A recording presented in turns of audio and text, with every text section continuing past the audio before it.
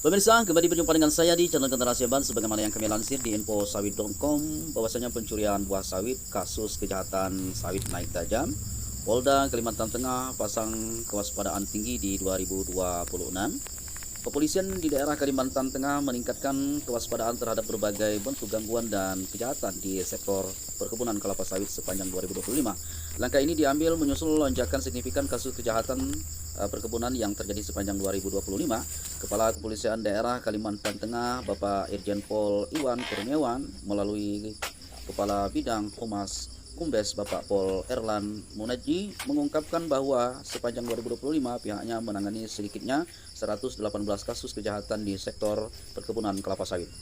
Jumlah ini meningkat sekitar 37% dibandingkan tahun 2024 yang tercatat 74 kasus, ujar Bapak Erlan dilansir di Info Sawit dari Antara Selasa, tanggal 6 Januari 2026.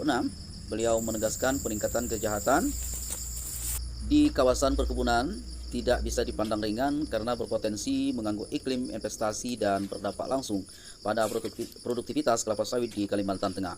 Kalau tidak dilakukan pencegahan, produksi dari lahan sawit di provinsi ini akan berkurang.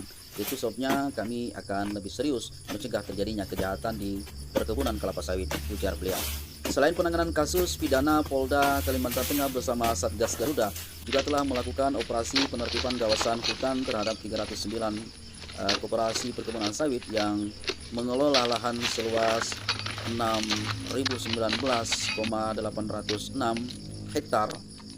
Operasi tersebut turut memicu beberapa dinamika di lapangan. Bapak Erlan juga memaparkan dampak lanjutan dari penertiban tersebut, antara lain 9 aksi pemortalan oleh kelompok masyarakat, 142 sengketa lahan antar kelompok, 307 laporan polisi terkait pencurian dan penjarahan tandan buah segar TBS, serta 6 aksi unjuk rasa. Tentu kami terus melakukan analisis dan evaluasi agar pada 2026 kasus-kasus serupa bisa ditekan, ujarnya. Ia juga menekankan pentingnya pendekatan pencegahan agar masyarakat tidak terjerumus dalam tindakan yang masuk kategori tindak pidana. Menurutnya, peningkatan kejahatan perkebunan dipengaruhi oleh beragam faktor sosial dan ekonomi, sehingga langkah preventif akan dikedepankan sebelum penegakan hukum. Apalagi tidak bisa dicegah, terpaksa kita laksanakan proses hukum, tegas Bapak Erlan.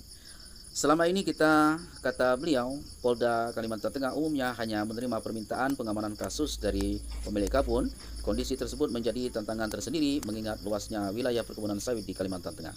Itu tidak bisa dihadapi hanya dengan tugas rutin, harus ada pengamanan khusus di kawasan perkebunan, pungkas beliau.